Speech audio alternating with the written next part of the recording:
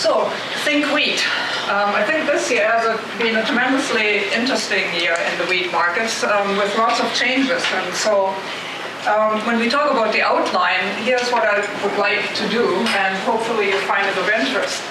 I'd like to spend a few minutes to talk about the changing agricultural environment, which affects wheat and some of the other commodities. And as we go through the presentation, you will see how it affects how Canadian wheat fits into the overall picture in the world. And then we'll talk about wheat and durum and the Canadian outlook as we talk about the wheat production numbers themselves. So I'll start with this slide. I've used it several times this year, actually. And it looks a bit squiggly, I admit. But what you really need to know is that each line represents a year, starting with the year 2011-12. And it represents the export capacity, actually the tonnage loaded for export for grains in Russian export elevators. And what's really notable, you can see that every consecutive year this line has moved up, meaning they have increased their capacity both in moving the stuff into the port by rail, which should ring a bell around here these days when we talk about Canadian rail capacity, and actually load it for export. So they have not only increased port capacity, they also increased their rail capacity to go there. And this is where we're this year. You can see it shifted up another significant percentage and is keeping going. The theory was that as we move into the winter and snow comes, that the exports would actually fall off from the September performance, but they haven't. They have really maintained it. And so here's a number that you might find very impressive. There's a 9-fold increase in export capacity in Russia in the past 15 years. Just imagine what that would mean. We do roughly about the same at the West and the East Coast for the last 20 years, more or less. There's some increases, but not all that significant. And this marketing year alone, I have 23% here, but now as of February, it's actually 24% up. Just imagine you could export 24% more of your wheat and cash in on it. How interesting that would be. So that's what's happening elsewhere, and there are targets to increase this over the next little while still. These are some quotes from the agriculture minister. And in fact, there was a communication today that they want to be another 30% up by 2025. So they continue. So this year, Russia is really the dominant force in the wheat export markets, and they have surpassed the United States as the world's largest exporter of wheat. Another player is Argentina, and you might recall that they changed governments about a year and a half ago, and they changed the export tariffs. So they had a 10% export tariff on wheat, which made them more expensive. That went away, so they also have become a lot more aggressive on the export market. Here's another example from South America. This is a picture of some of the infrastructure in the Mato Grosso area in Brazil. So that affects mostly soybeans and corn, but also some of the other cereals. I don't think you can see the numbers, but the black numbers are the current port capacities for inland port and export ports. So they have added very significant capacity over the last few years in the northern ports, where they used to go mostly to the south. And they have ambitions to, by 2025, to increase that significantly yet. By the way, this is a slide from a cargo presentation. So, this is probably quite a realistic assessment. There's also the famous, or I should maybe say infamous, because it goes through the Amazon rainforest, Highway BR 163, I think it is, which also has been paved now, which speeds things up a little bit. So this is a picture of the latest sourcing network, basically in Brazil, and it really has changed materially. The New Silk Road. Now we're switching a little bit into Asia. It's another example of some very, very profound changes in the world that are happening. These are some of the new rail links that China is forging with the rest of the world. The one that's really most threatening to us when we talk about grains is this one that goes from Europe. This is more or less existing now into China in a continuous link, and it goes through Central Asia, into China, it goes through Kazakhstan and Russia, and that's where they grow a lot of grain. Kazakhstan and China, for example, don't like each other, but there's some small grain agreements about buying wheat and grains now, because basically it is a very, very short travel distance. And the same accounts for Russia. They're also creating a network of ports. They call this the Maritime Silk Road, where they have heavy investments in various countries, for example, Pakistan. And the whole thing is designed to source raw materials, including grains for food, and also to get rid of the manufactured products and get them swiftly into various areas, and cheaply. There was one quote, and I'm not sure if it's possible, but they thought they might be able to do Rotterdam-China freight, bulk freight at $10 a ton. Do you know what that means? You know what we pay to go to the West Coast, never mind some of the ocean links. And this is what invariably you will be competing with over the next while. So what does it mean to the international trade? It changes the trade ties. As I said, China and Russia don't like each other, Russia and Kazakhstan don't like each other, but they will be trading because it's profitable to do so. You have a different handling and cost structure because they're striving to minimize the costs from A to B. And, invariably it will change who trades with whom. So here's just an observation, and it's, I know our system works when we have competition, except on the rail side we don't have a lot of competition. So we need to get a bit creative through that. But it seems to me that China and Russia, they're creating a network that's designed to reduce costs. We don't do that. We maximize the returns for each link. And we have forgotten to think about the whole chain. And means what it means in the international markets. I foraged around in Australia and talked to them a little bit about what they are doing. And at the very minimum, they're actually doing studies on comparative costs. So it seems to me that they're very, very conscious as to what it means to get to port in an efficient way and in a cost-efficient way. So the study that they were looking at right now established that the cost of a typical export grain supply chain in Canada is about $107 per ton versus $87 in Australia. Now, they're much closer to the ocean, I understand that. But still, it matters within the export market. So this is just a table from some of the studies that have been doing, generating these numbers. We have some other advantages because we tend to have higher yields than they. That compensates for some of that difference. And so we ought to be doing something with that. I know this is a confusing slide, but it's some of the Canadian numbers. And all it says really is that this year, in comparison to some of these really dramatic changes you see in the world, we're doing kind of the same thing. We are very proud on the wheat side that we are about 250,000 tons, basis the last Grain Commission numbers, ahead of last year's pace. Hello. Within the scope of changes that you have seen in the world, it matters not. This is peanuts. So when we were proud around Christmas time that we had really good rail performance, we were merely doing barely what we have done many years before. There is no change. And I'll talk about the rail car allocations later on a little bit. In week 30, we moved 5% of the existing elevator stocks. I don't think that's very efficient. And so on and so on. So you have many examples that we really just have to get around to think how we are going to change that over time. Because if you want to maximize the return to your grain, you need to be able to bring it to market when it matters. So I think we have little concern for overall system costs and competitiveness. We have really no progress on light rail competitive capacity, transportation capacity dedicated to grain. And we really have no long-term plans. When you go to the various annual meetings of all the grower groups, we have ambitions to increase yields, increase volume, and get them into the market. And we spend a lot of money on doing that, and we spend zero time effectively, particularly in the federal government, on conceiving how that is going to be done. And in the long term, that's not going to work. So this is rail performance, recent rail performance. Or you might have seen those graphs. Actually, for the last 2 weeks running, CN Rail picked up, it's 15% of the cars that were ordered. And it was 63% of CP, and this week it was 53% actually.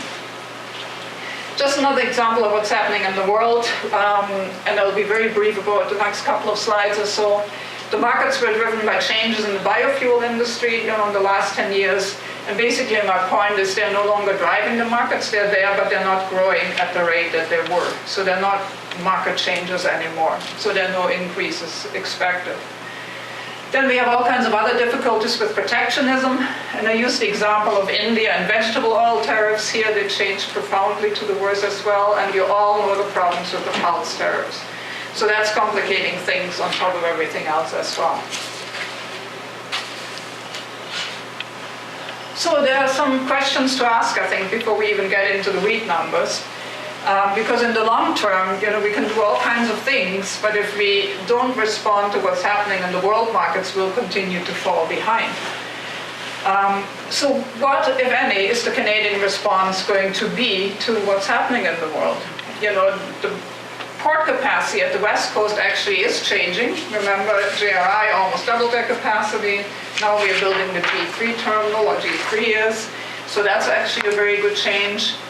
But what about the dedicated ag rail capacity to port to use that capacity? We have really heard nothing about that. We have infrastructure money allocated in the federal programs, all kinds of them. But not a single one, to my knowledge, actually goes to bridges in Vancouver, to rail changes in the Vancouver port, and so on and so on. So, the system cost considerations we talked about are not really talked about.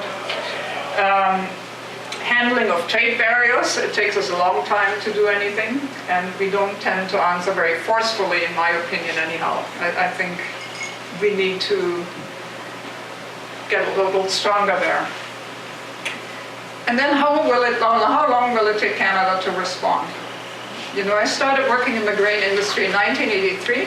There were two major topics. One was the Canadian Wheat Board, which eventually changed, and we can be of all kinds of opinions on that. I think the change hasn't gone all that well. And the second one was transportation. So, within that we have fiddled. We had the Grain Transportation Authority and various little schemes, but we have never really conceived how the system will move forward. So that's a long time to ponder this. And then here's a little pet grief of mine. We have terrible trade data. Why in today's world does it take us 3 months to publish trade data by destination? It's an absolute enigma to me. We're in the computer age. And why is that data not available to everyone easily, right? And why can't you download it in a time series?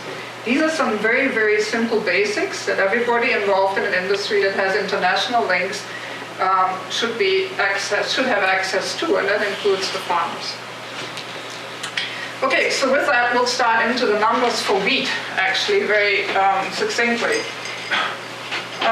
Even though you're a farmer in Saskatchewan, I think you should have a very rough picture of what the world wheat balance sheet looks like.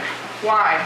Because it tells you, if it's very burdensome, that when you have increases in price, that they're most likely a selling opportunity, like it was this year or last summer, this crop year. It just gives you an overall idea if it's a burdensome year, if you're really pushing water uphill, or if it's a year where you can expect some really good demand pull.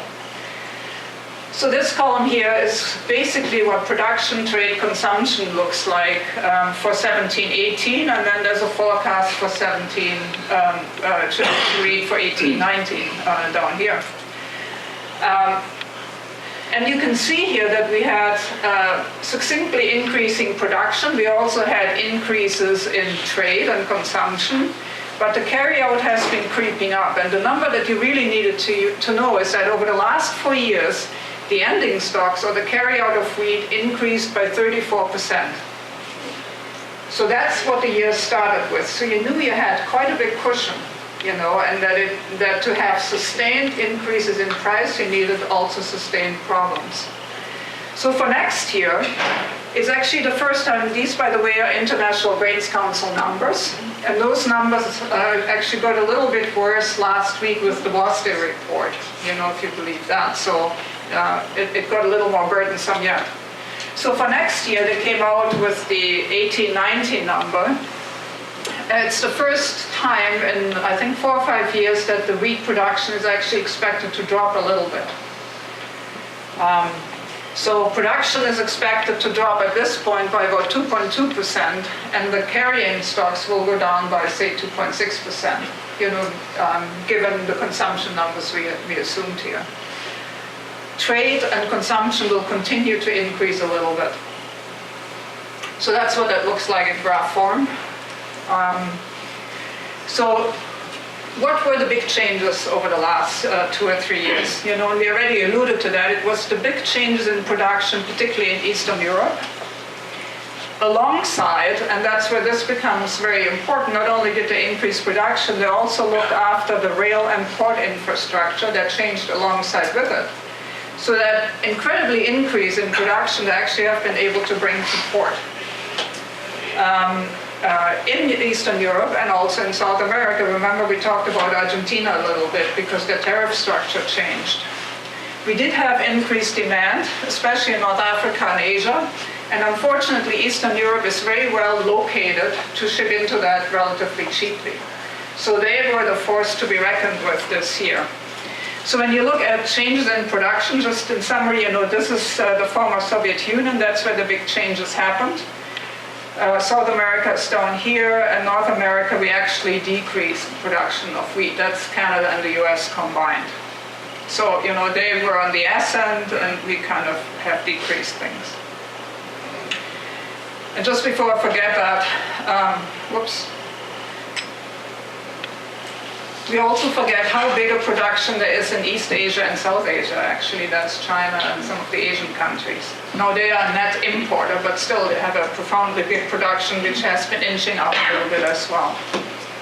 So larger production exporting countries, and specifically in Russia and the Ukraine, they have freight and logistical advantages to some of the growing markets, and we'll look at that. And especially Ukraine has been really pushing in some of the Asian markets like Indonesia that we also ship into. I know we talked about demand already, but I really thought I'd include that slide. And there's a USDA slide that just came out last week. And it says, I actually thought I corrected that, but it says not 6%. The wheat trade over the last decade is up 60%. That's 60. Have you noticed that we are up 60% in wheat trade? I think not, because we are kind of stagnant in the volume we do. But this is how much the market has increased. So again, market access and being very proactive and having the right type of wheat is very important. So the global trade has increased by nearly 60%, and that's due to increases of demand in Southeast Asia, where we're actually relatively well located, through the West Coast, Sub-Saharan Africa, and the Middle East. That's where the biggest increases come from. Note that we are not saying Europe, and we're not saying Japan. Why is that important? Because they are the quality buyers, the biggest quality buyers. And that demand is stagnant, if not decreasing somewhat. So who participated in those increases, in that 60% increase in demand? The big red circle here, that's Russia. Russian exports over the last 5 or 6 years here. It's like a step ladder up. This is Argentina. As I mentioned, they have been increasing as well. This is Canada, so we are down a bit, up a little bit this year, but in general, that's the trend. And the big loser, actually particularly this year, was Europe, because they have significant trouble to compete with Eastern Europe, with the Black Sea exporters into North Africa and the Middle East, where they traditionally trade a lot. For example, France into Algeria is a very traditional trade, into Morocco and so on.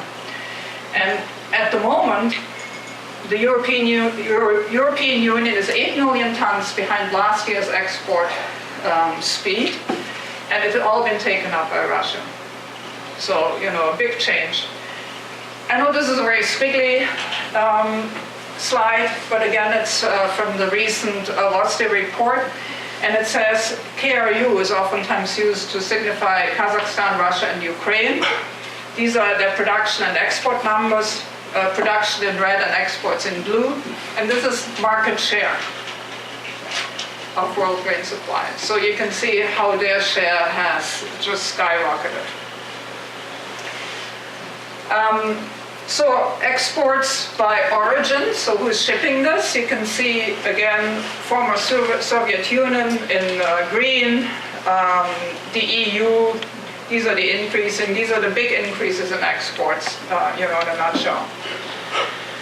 Again, Russian exports for July, February, their crop year is 27 million tons, up 43% on last year. 43%, this is the wheat number split out from the grains exports. If you were to export 43, we do about 22 million tons of wheat, including durum, times 43% is about 36.5 million tons. You would have, if you were able to do that, you had no carryout. In fact, it would be a little bit negative. Wouldn't that be wonderful? So,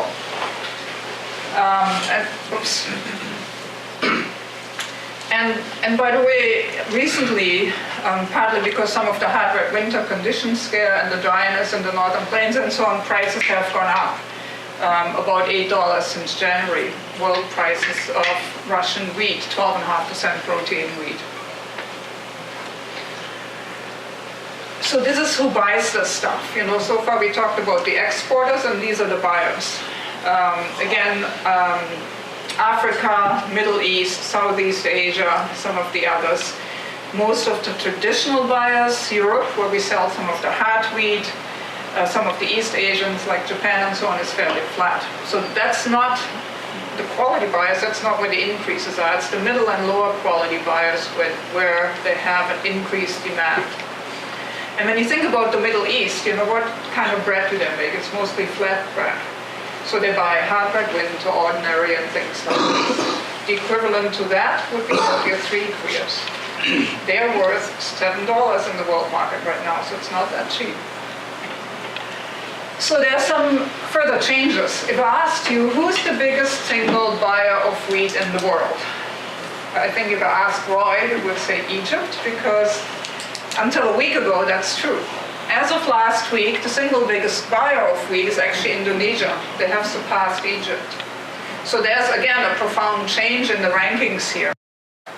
And this is their growth in wheat imports. It went from about 5.5 million tons in 2009-10 to about almost 12.5 million tons or so this year.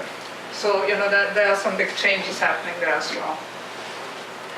Again, this is kind of a summary meant to show you how much competition you have in the wheat markets and the type of competition. EU, these are the biggest producers. China and India in here, India can be an exporter, but they also import sometimes. And Canada is about 6th in terms of production. And these are the top consumers in the world. Not buyers, but consumers, because their local production goes into that. When we think about world trade, we are about ranked 4, including the durum. And Russia, as I said, this year, the first time ever, the world's biggest wheat exporter. I can remember exporting wheat into Russia, actually, in the 80s. Followed by the US, Europe is a very big exporter, and then followed by Canada. And these are the top buyers. As I said, the ranking here changed as well. Indonesia followed by Egypt. Algeria, Brazil, the ones are highlighted, those two, they are the quality buyers. And they have the volumes alongside there. This is a terrible chart in many ways because it's squiggly. What does it say? This is the increase in demand for wheat, and these are the people jockeying for market share. That's why it's squiggly. It's not constant. For some reason we have this assumption everybody buys and sells the same volume every year. Forget that, it's not true. Here's Canada in purple. So, our volume is actually going down some. This is only the time horizon from 2013 onwards. This is Europe, and this is Russia. Actually, this is the States, this is Russia, this is the United States in blue. So there's a tremendous jockeying for the end markets. Meaning that there's a lot of competition. And that a lot of changes also has to do with being able to bring it to market, as we said earlier. Latest significant trades, they are about every couple of weeks or so, the so-called Sask tender, that's when Egypt buys. Until recently, last week, the biggest buyer in the world. And they have a government agency that buys. And this is the last two purchases they had. So on February 21st, they bought Russian wheat at $208 FOB. And on March 5th, they bought Russian wheat, and narrowly actually, they almost bought some Romanian wheat at $213 to $215. So that was before the WASDE report, and you could see that prices were actually moving up quite a bit. And I'm saying that because we haven't quite seen the same price increases in the country bits here, and we'll talk about that in a little bit. Again, that's a terrible slide, and I highlighted, these are FOB offers, March 1 and March 5th, live offers that, you're comparing wheat prices in the market. And the reason I've listed a lot of the types of wheat is because I wanted you to take note of the prices and how they compare. So the most expensive wheat, say on March 1st, for $297 US FOB, was Hard Red Spring from the United States, 13.5% protein, followed hotly by Canadian Clears, 13.5%, Hard Red Winter, actually the same price, and that's 11.5%, 13% protein, Hard Red Winter Ordinary at $237, and here they even narrowed a little bit. Once you run out of your high quality buyers who are willing to pay a premium, and we said that's a crowd of about 7.5, 8 million tons, that's what you compete with. The Hard Red Winter and the Hard Red Winter Ordinaries. They're not really that much less in price. It represents the high quality, about $8.20 a bushel if you work them back, and $7 for the 3 clears. That's what the world market is actually giving right now. And we'll talk about that in a little while again. So with that, we'll move closer to home. So this is, I wanted to talk just 2 or 3 slides about what happened last year, because I think we need to keep that in mind depending what happens with Hard Red Winter this year. These are combined US and Canadian spring wheat production numbers. So you have production and supply in the green over the last 3 years. And we had a big panic in July, I think it was last year, when we thought we will have no spring wheat. Right? And we had some nice and pretty price increases. And this is what we ended up with. And also what we forget is when we say we will have not enough spring wheat is what is dedicated high quality spring wheat demand, right? And keeping that in mind helps you see when you should pull the trigger on some of those higher prices, and if they're worth to be sold or not, or if you're waiting for more increases. So here when the smoke cleared, in 16-17, we had 46.5 million tons of spring wheat between the two countries. And then in 17-18, when we were all in a panic, we had 46.1. Now that includes the carry-ins. Is that panic? Not really. And against that, I said that's what we sometimes forget, the dedicated spring wheat demand, I tallied to about 7.5 to 8 million tons. Was that panic? No. Should we have sold that? Absolutely. Because when there is no panic, when the smoke clears and we look at the numbers, those look pretty attractive. So I just had a 1-year chart and a 5-year chart because it puts things a little bit into perspective as well. So once in a while, just look at how unusual these price moves are. Just print out the chart or look at the chart and it gives you an inkling. And the other thing to look at is the spreads between the different qualities of wheat. So you have Minneapolis, Kansas City, and Chicago markets, and how do they relate to each other? It gives you, an approximation of the qualities. And we could see that the spread was unusually big, right? So again, it gave you a signal that that was most likely a sell at that point. So the recent developments this year, what are we looking at this year? We have dryness in the US plains, so we are worried about Hard Red Winter. And then again, in a while we look at the numbers, is it reason for panic or are these, some sales opportunities? So that's what we want to isolate. And the other thing that was really driving the market recently, when we have seen some very nice increases, is that the funds some of the speculative money in the markets changed position very profoundly. They went from a 25 million ton short, this is in wheat alone, to about 5.4 million tons last Friday or so. So, that's the other thing that was fueling the market. So it had nothing to do with fundamental numbers, meaning that you were changing the supply and demand balance. It had to do with some of the money changing, some of the attitudes. So we'll get back to that. That's some of the driving forces in the market. So right now, one of the things we're doing is we're watching weather, and not only in the plains, but also around some of the other producing countries. So there are some concerns in China, in the US, but it looks quite good in the European Union, and some of the Russian stuff got through the winter quite well.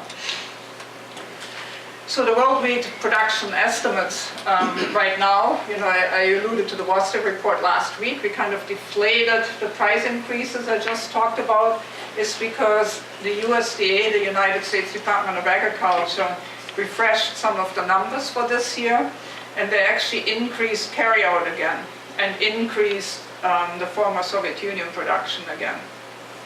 And the ending stocks are now at a record level, actually. They went from last year's 252 million tons to about 268 or 9 million tons. So that's, what deflated things a little bit. So what that report told us, actually, and that's your starting point for next year again, is that there is no shortage of wheat from this ongoing year. The stocks are up another 3 million tons. And even if you drop world production now by 16 million tons for the new year, the supplies still don't change, because of the higher cushion. So, again, the thing to keep in mind when we have maybe a little bit of a panic or a little bit of a price increase because of dryness in the US for hard wet winter, it's probably a selling opportunity, and it will allow us, or it should allow us, if we can reel it actually, to increase our spring wheat exports at their cost, because as I said, hard wet winter is the next type of wheat that you compete against to increase your volume in the world markets. That's just the US long-term projection, so that's the 18-19 year we're looking at now. And of course in the States, the one thing to observe, and maybe to keep in mind as well from the other side, is that acres in the States have been falling. And really the increases in production we have seen, they're all yield related. So if you have a bad yield, it's kind of, very noticeable on their volume. This gives you a picture of US wheat by class. And the ones we are interested in comparison, that we compete again, is really the hard red winter and the hard red spring classes. In the hard red winter areas, that's where we have definitely significant moisture stress at the moment. So what they normally export, these are the 17-18 numbers in red, about 11 million tons hard red winter and 7 million tons hard red spring wheat. So what I did here is I isolated the hard red winter balance sheet, and this is using already the planted acres and average yields and so on. Their production number would still be about 20 million tons. And then I thought, let's be actually the devil's advocate and say it's not going to rain, and they're having an absolute terrible time. So I had huge winter kill, right? And I gave them low yields, 36 bushel on average. And I can conclude that keeping exports and use the same, they still have a 6 million ton carryout. So I think while we have a good chance of looking forward to a little bit of panic around the hard wet winter, be aware that we are, even under quite a negative scenario, we are not going to go to a zero balance. So, hopefully we can export more Canadian Krias into that. That should be a really, really good opportunity for Canada. And hopefully you see some prices that are worth booking as well as we go through that. Right now, if the US is short hard red winter, it's important because I compare number one, Canada Western Red Spring Wheat, 13.5 protein, with the higher quality hard red winter, and right now they're worth $8.20 per bushel in Saskatchewan. World prices worked back, and the world price parity for 3 Koreas is about $7 per bushel. So, we conclude that for spring wheat, $7 should be about your floor. And I put here, if we can get the rail cars to service the market before new crop gets on stream, we should actually benefit with old crop shipments a little bit. But we cannot wait till August because you already get in July harvest in Europe. So the new crop here actually stops a little bit, or the old crop here stops a bit earlier than we think here in terms of competition.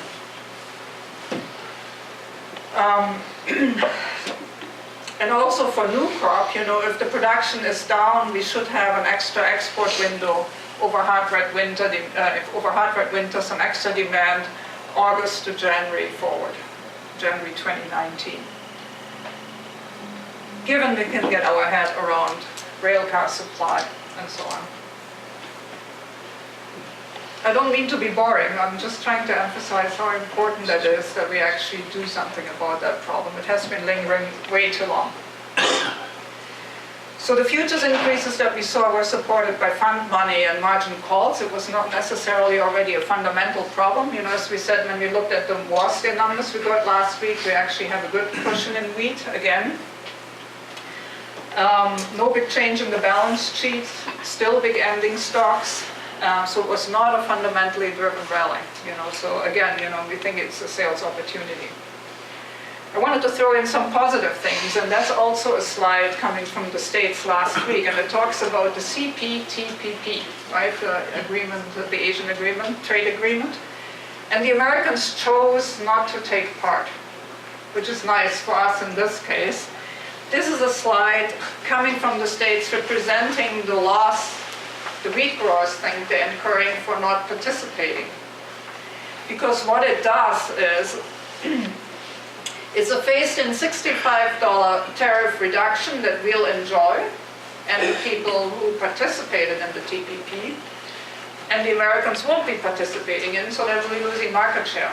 I think over the next year or two we'll gain at least another 500,000 tons in Japan at the cost of the Americans because of the agreement. So that's a very, very positive thing. And over time it will be, it could actually be much higher than the 500,000. But that's a big benefit that we stand to get from there.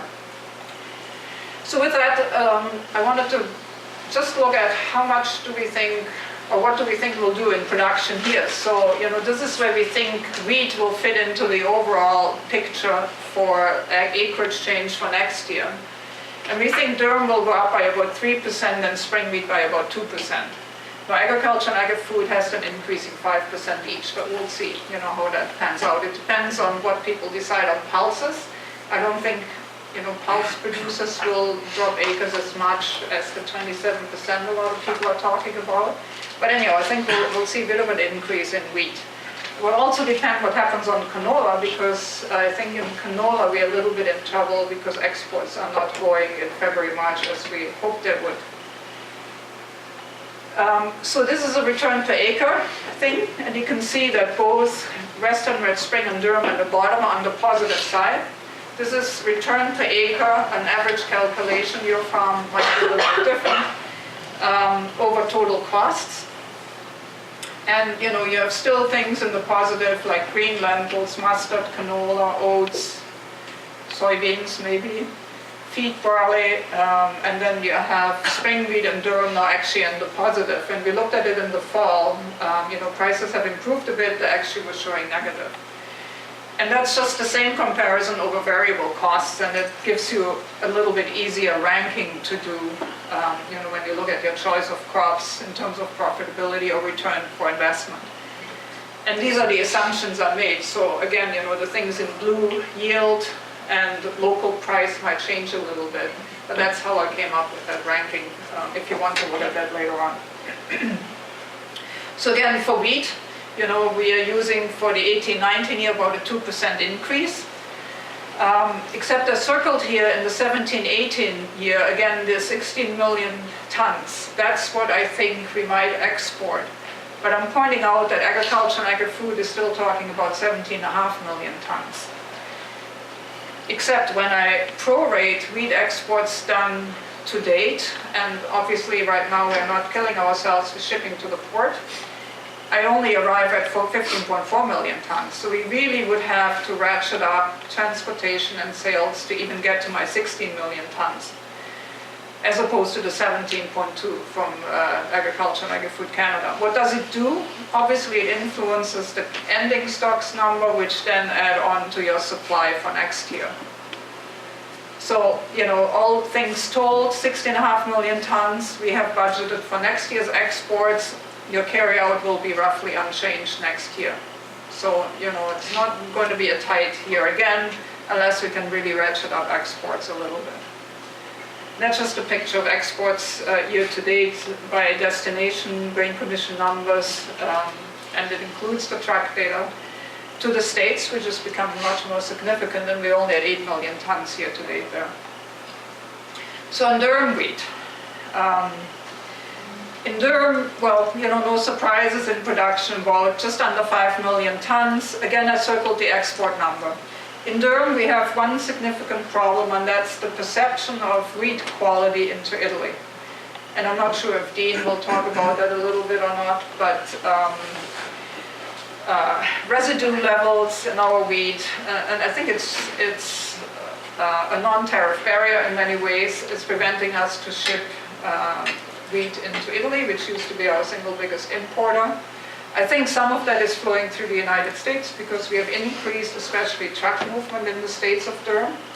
So I've left the export number actually at the 4.6, and I think we might actually be a little higher than that looking at the speed of traffic into the United States for durum.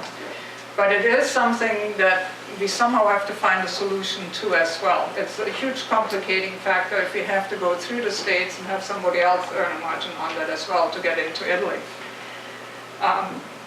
Ending stocks this year should be down a little bit to around 1.2 million tons, so that's a welcome picture.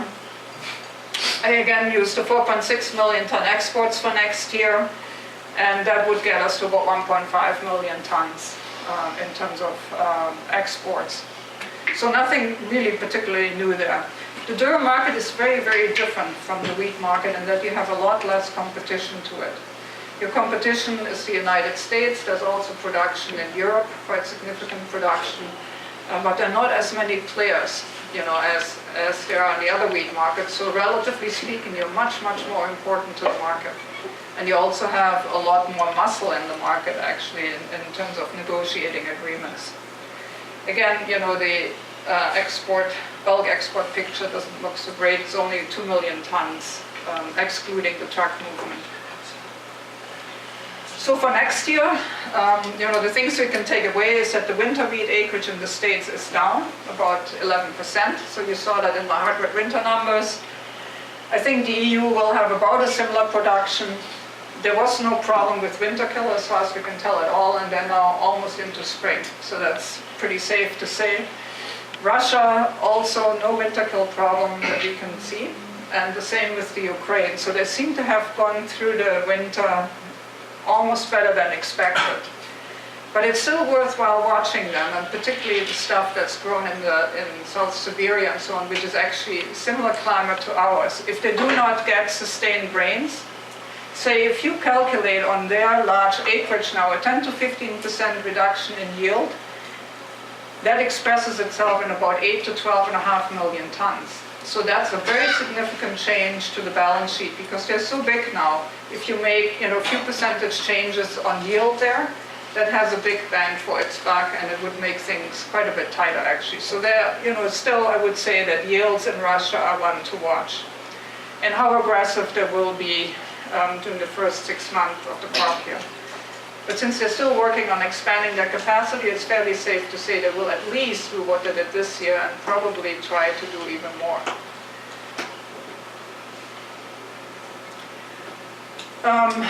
Again, for the Canadian side, I don't think we'll reach the 17.2 million tons, unfortunately. And, we are already well into March. I don't see the changes in the rail transportation in your April. As I said, there's new crop coming on stream in Europe in July. So we are running out of time to get this thing ratcheted up. For next year, I always have the impression that the grain companies also budget kind of around the rail cost they expect to get, rather than how can we maximize the export market, because it's a very risky thing to do. Another thing to consider is if you have a year where prices are dropping, I'm not saying that that's what we're seeing next year, we have a chance of wheat prices actually coming up a little bit. But if you do, being not able to ship very quickly actually takes you out of the picture, because as a buyer I want to buy as late as possible. I want to pay the cheapest price as possible. So if it takes you 2 months to get to port, you're actually out of the equation automatically a lot of times. So that's one thing we never talk about either. So again, that's your rail car performance including week 3, so the 17% and 50% performance needs to be changed. And that's just an equation that shows that the grain companies actually stand to make very, very good margins given the bids they give you versus the world prices. They're a little bit too high. I would like to see a bit more competition to send that out. But the world market prices are actually a bit higher than what you see right now. And so if we can get a little more competition going, and maybe with a bigger port capacity, we'll see a bit of that. We'd like to reel some of that in for the farmer side again. So it's not that the market isn't there. That's what I'm trying to get across. And it's not that the market isn't growing. We just have chosen not to participate to its fullest, basically. So, having said all that, Black Sea logistics are slowing down just a little bit. Why? Because they have to go further inland to source now.